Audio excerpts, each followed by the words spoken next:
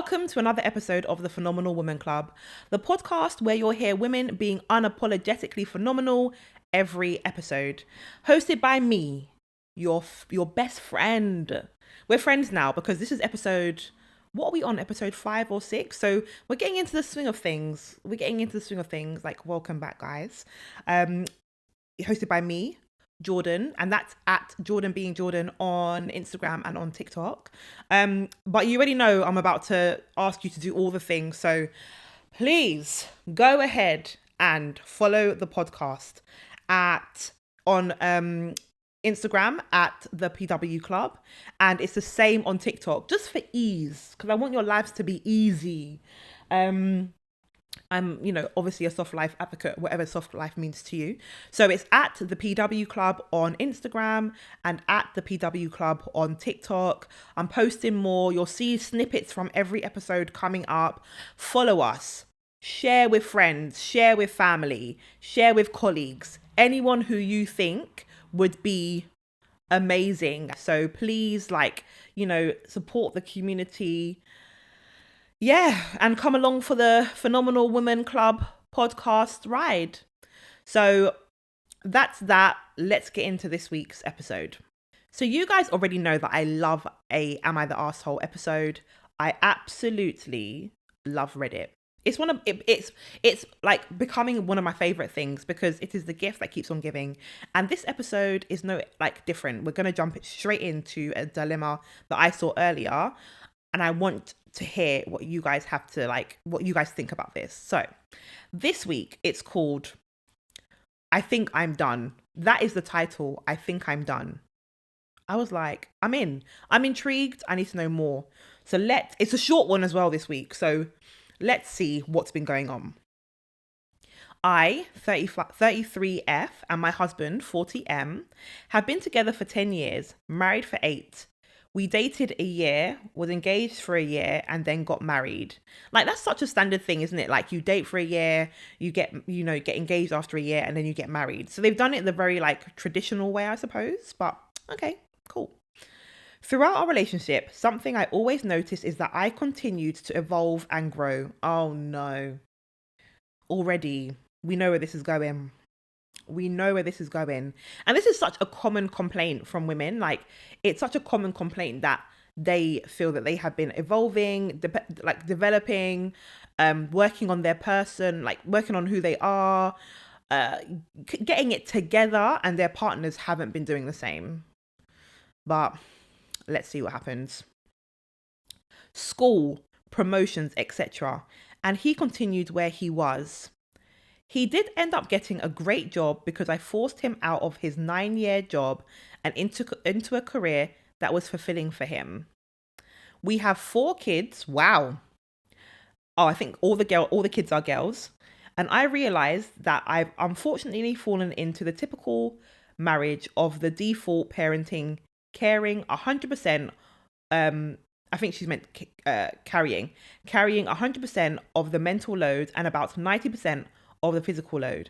And this is when they say about women's work and women's labor. This is what they're talking about.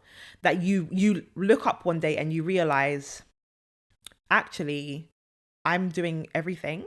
Well, she said 100% and 90%. So I'm doing 90% and they're doing 10%. And all of a sudden it doesn't feel fair at all. And it breeds resentment because if you're there doing 100%, then what's the other person doing? If you're there doing 90%, then what's the other person doing? And I honestly think this is one of my theories is that the unacknowledged women's labor, which is emotional labor, the burden of supporting the family emotionally, physically, just the genuine caring role has women exhausted, burnt out, and filing for divorce. That's my theory. I don't know. Let me know what you guys think about that. So anyway, my girl has clocked that she's doing 100% of the mental load and about 90% of the physical load. Cool. I have found that he's changed and withdrawn from the things that he used to do. He's 100% depressed and unwilling to do anything about it.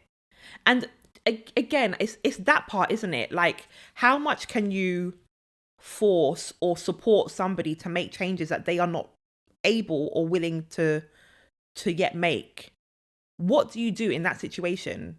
If your partner has withdrawn, from you, withdrawn from the relationship, they've become, and in her view, 100% depressed, and is not willing to do the work, which is part of depression. Like, you don't want to do anything. You don't want to do what needs to be done to make the changes. What do you do as that partner? That's a really tough thing.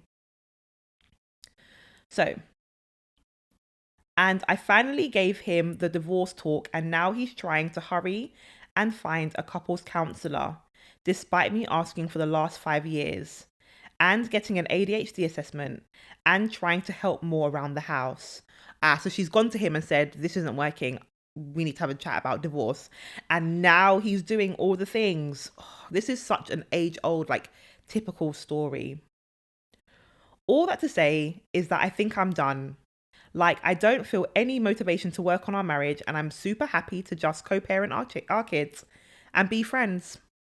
I don't know if I want advice. Can anyone relate? Suggestions? Ugh. I finally hit my limit in my marriage. I told my husband. He's now deciding to do something about it, but I think I'm truly done. And it's such an age. Oh, this poor lady. And this is from 4 months ago, so I'm hoping there's some sort of update. I don't think there is, but I might have a little look for one. Clearly, she has been in the trenches with this guy. She's been there. She's been saying, listen, we need to work on this. Maybe try counseling. Maybe try. And the thing is, she said that, after she's had the talk, I finally gave him the divorce talk, and now he's trying to hurry and find couples counseling. So these are all the things I know she has 100% suggested previously, and he hasn't taken it up. Why is it that there needs to be a discussion about divorce for you to be incentivized to work on your marriage or work on yourself? Why is that the incentive? I don't ever understand. Because if your partner has come to you and spoken to you about, babe, come on, maybe we need to think about, going to the GP. Maybe we need to get some medication, or maybe we need some counseling for your depression, or the relationship isn't working out very well. Maybe we need to let's find a couples counselor. Let's work on this. Let's figure out what we need to do. Or I can tell from your behavior, something's a bit up. Have you ever thought about doing an ADHD assessment? Your partner has been coming to you with solution-based advice and recommendations, and you've been but it's the moment your partner says to you, I think we need to get a divorce. That's when you want to start doing the work. Yeah, she's done. And actually, I can tell from even the way she's written this, I don't even know if it's this post, even the way she's written this post, she's done. She's over it. She's absolutely over it. Let's see what some of the other people, because I love Reddit. It's such a community. People will always comment. The first comment is this. Don't waste your time on counseling. He doesn't have to be ready for the changes in order for them to happen. Agreed. Couples counseling is only going to drag it out. Seriously, how I feel. I feel like an ultimatum, and if that's the only thing that's making him do this, then he doesn't care. Yeah. Someone else says, you lasted through 4 kids to come to this realization. You're a strong person. Our first kid had us re-examining and re-evaluating our entire relationship, and then even ourselves. Getting her through elementary school damn near destroyed us both, good and bad. What you're heading towards takes bravery. Good for you. I think the people in the comments are with her. You're done. You're done. And I could even tell in the part where she says, I just really want to co-parent and be good friends. You've tapped out. There's not even any malice or upset. She's past that stage where she's even annoyed or upset. She's listen, let's just be friends. When your wife has gotten to that stage, bro, it's over for you. I think she's done. Definitely not the asshole. I'm wishing her all the best. Let me know what you guys think, because I think she's well and truly done. So each week I deep dive into a controversy or misunderstanding surrounding a phenomenal woman, something that's gone on in the press, something that's gone on in the news, on the socials. I like to do a bit of a deep dive to see what has been going on. And this is called Phenomenal Women Unfiltered. Now, this week's a bit different because I actually didn't hear of any like phenomenal women being in any sort of controversy. Maybe I've had a really, let me just say this, I have had a really busy week, so I possibly have missed it, but nothing really came up for me. But I have been deep into the young Philly situation. I'm not even going to talk about that in detail because this is the Phenomenal Women Club podcast. I'm not bringing that nonsense in here. However, I will talk about some of the women who I saw commenting on the story who were, in my view, victim blaming. Now, look at me. I said I'm not going to get into it, but I am, aren't I? So if you guys don't know, young Philly, he is a, I don't know, social media personality here in the UK. He was doing a tour in Australia. And basically a girl who he met in a club has made reports to Australian police that he has sexually assaulted her. There's like, I think, I can't remember how many counts, but she's reported that he has sexually assaulted her and forced strangulation. I believe those are the charges, but you guys can go and verify that. Anyway, he has been bailed. The Australian police are not messing about. Like, they are not joking with him. He has been extradited to the state in which this has happened. He has been bailed and needs to appear at the wherever, like at the police station 3 times a week. Like, not a joke. They're going to trial straight away. Can I just say, Australia's courts do not mess about. I don't know. No, in fact, I think that the issues were reported. So the girl or the woman has made reports about Philly at the end of September, and they are arresting him 2 weeks later. That could never happen in Britain. Like, our judiciary, like our police, our court system, you're looking at like 3 to 6 months. You're looking like before you could even get into court. You're looking at CPS taking years to make a decision about the investigation. You're just looking at it taking so long. Australia, they said, yeah, 2-week investigation, right, arrest him.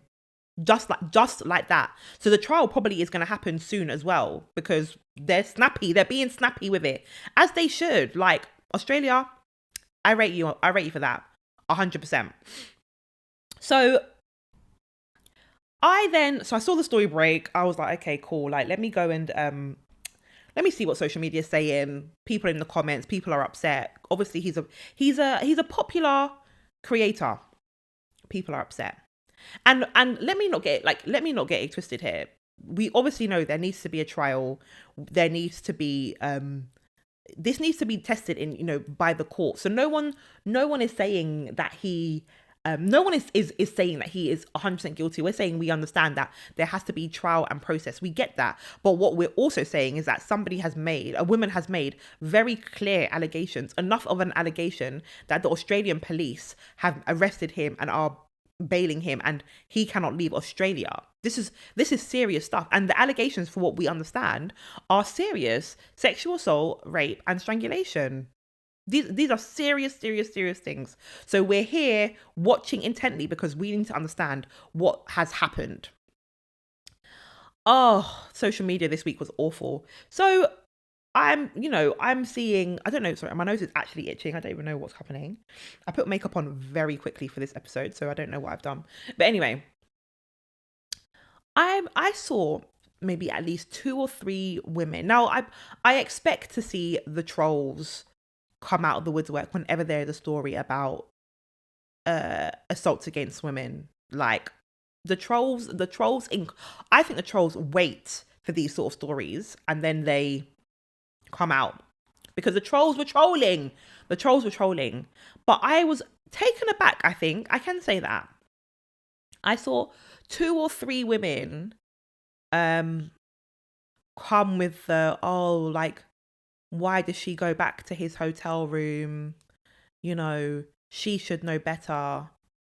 argument. And I just thought, in this 2024, we're still here doing this.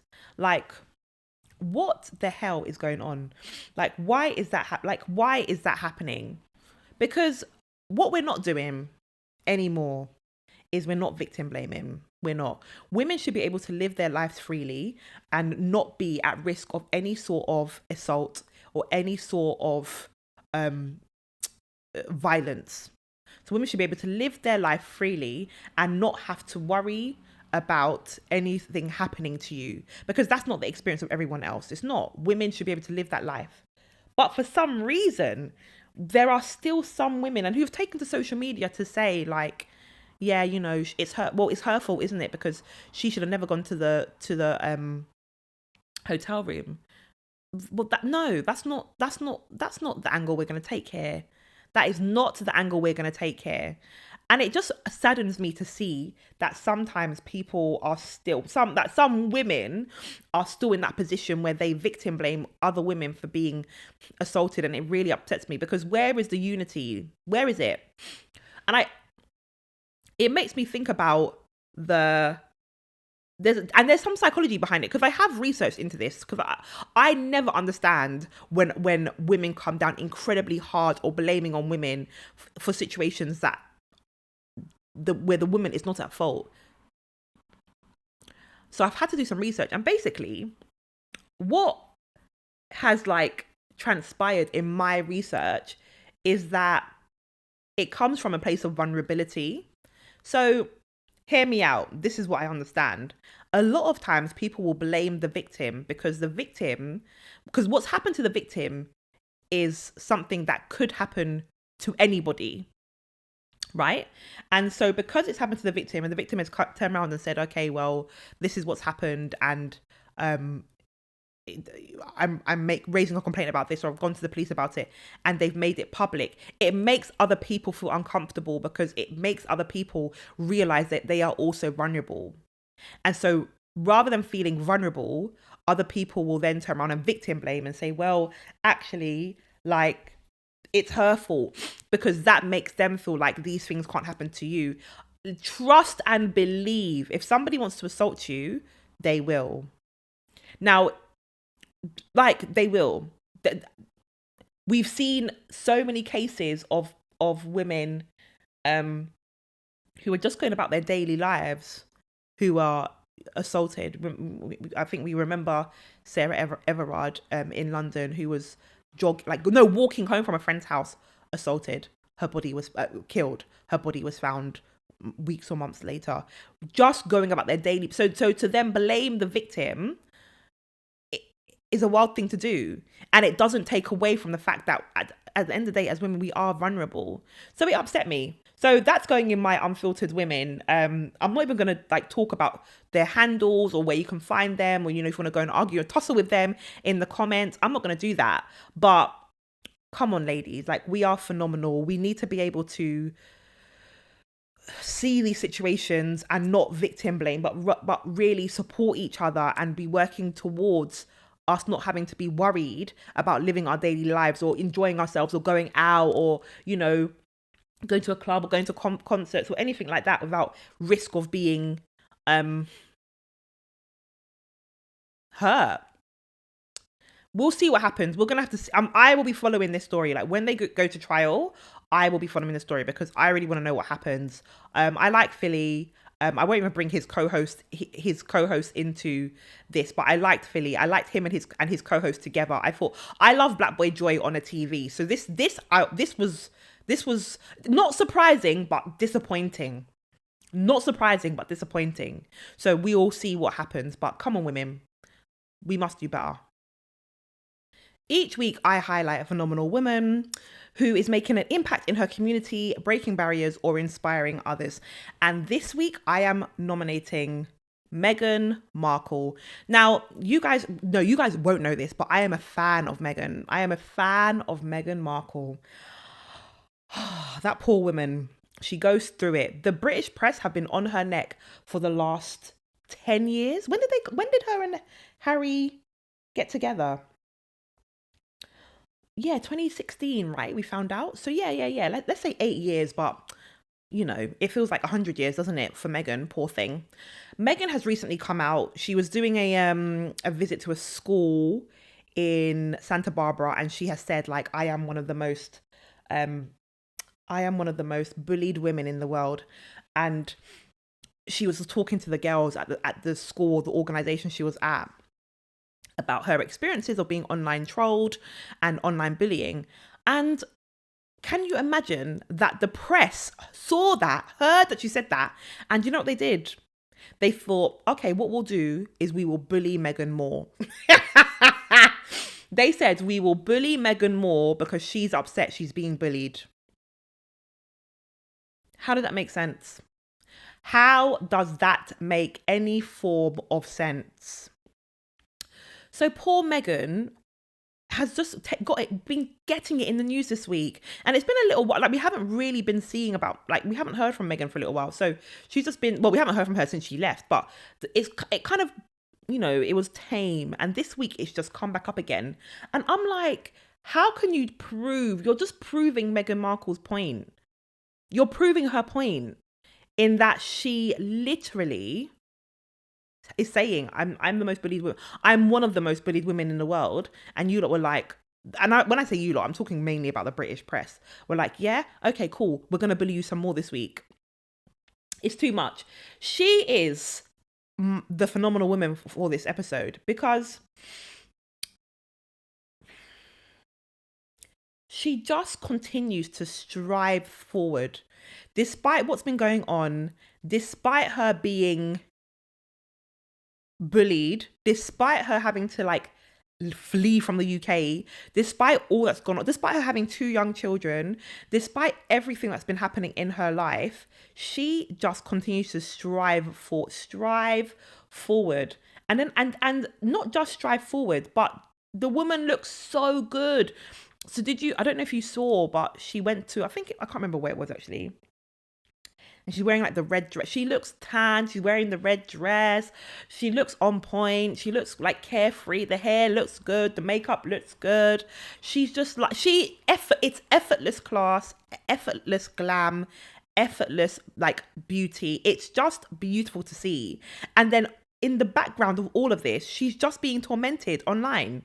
And that's even with Harry suing everybody. Didn't Harry sue? He has sued everyone. He's sued the press, I'm sure. He's been suing, and they're still going after her relentlessly. I don't know what sort of prayers are covering Meghan. I don't know the grace and the determination that she has. I don't know what is happening with who is protecting Meghan. I don't know. But she just continues to strive and push forward in a way that is amazing. It can only be described as phenomenal. It can only be described as phenomenal. So she is definitely this week's phenomenal woman. I am so impressed with her. The Something for Your Phenomenal Toolbox section of the podcast is where I will talk to you about some incredible resources that I found, I've discovered, someone's maybe recommended to me, that will empower you in your personal and professional life. So it could be a book, it could be a podcast, it could be a course, it could be anything.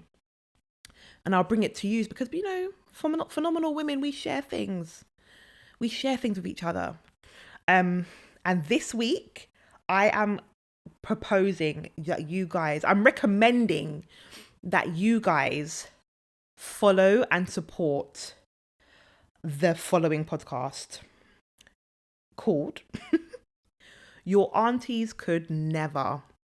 That's all one word. Find them on socials. They are called Your Aunties Could Never podcast. And I love them so much. So a friend of mine, we went to, God, I think I'm having an allergic reaction to something. What could I have done that's making my nose itch like this? And my nose never itches. Okay, sorry. I'm distracted. So a friend of mine, we went to the Your Aunties Could Never live podcast recording in Brixton on the 26th of September. It was brilliant. It was absolutely brilliant. I loved it. Had such a great time. Brilliant turnout. So they definitely attract like beautiful, mature, about it women, and the room was full, and men. Well, I saw like a few like couples, so clearly like a couple of the men have been like, just, you need to come with me, and they came and had a good time. And a couple other guys, one was very vocal. I wish I even took his name. He was great. He was contributing to like all the discussions. He's clearly a big fan. But they've got a really good crowd, a really good audience, and it was just so good. And we got there about 6. What time did it start? No, we got there about 7. We had to leave early because my friends got kids and I was extremely tired. But we had such a good time. And then I've now heard that they are going to make their like residency at Brixton House. So every month they will be there doing like a live episode recording. And I honestly am so excited for them. Like their podcast has gone from strength to strength. And you know, it's a goal of mine to have a podcast that I can do like a live recording, you know, as well. Like mark these words. It will be in my portion. That'll be happening for me as well, like this time next year. Like I'm excited about it. But they were, and and shout out to Kelechi Okafor. She was also there. I am a huge Kelechi fan. I was trying to not fangirl when I saw her because I know she wouldn't appreciate that. So I was just like, oh look, like that's Kelechi. I was like, oh yeah, like look. It was so good. And you know, the crowd engagement. They had games. It was hosted by a comedian. He was funny. There was a DJ. You could buy there was like a drinks promotion with the entry tickets. You could buy food downstairs. Vibes. They will talk about like current issues. They'll talk about things that are trending. And similar to this podcast, they talk about things, you know, issues that affect women, and it's just a great space. So my recommendation to you guys is absolutely, your aunties could never. Find them on Instagram, find them on TikTok, follow them. If you are in London, go and visit. Go to the live. It's the live recordings in Brixton. Yeah, Market House, like every month. I'm sure they'll post information on their socials about that. Go and support them. Go and support your aunties because they're hilarious. It's a good night out. Go and enjoy. That's it for today's episode. Thank you so much for tuning in to the Phenomenal Woman Club podcast. If you enjoyed today's episode and you want to hear more inspiring stories and about incredible women, be sure to subscribe to the podcast so you never miss an episode.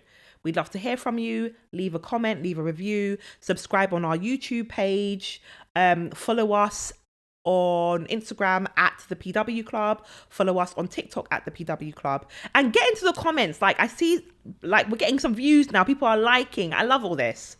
Get into the comments. Like have chats with people. We want this to be a community, right? And don't forget to like, if you have a phenomenal woman who you want to be discussed in the Phenomenal Women section of this pod, drop me an email to info@thepwclub.com. That's all one word.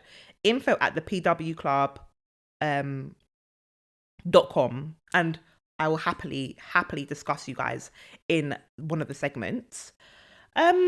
Share the podcast, you know, friends, colleagues, sisters, aunties, whoever you think would benefit from hearing, you know, just what I've got to say, I suppose.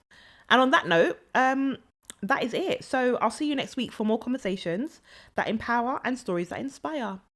But take care, guys. Okay, bye.